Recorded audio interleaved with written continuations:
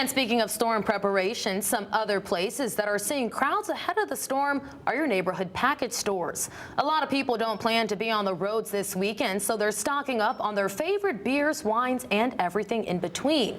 Right there at Sonny's Wine and Spirits in Hamden, manager Pal Patel says they're making sure they stay open as long as possible. He said because they know there's a large demand for what they're selling.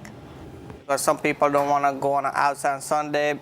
Some like older people, they are stuck in the snow and all. So I'm wondering, it's gonna be tonight and tomorrow evening as well, gonna be busy.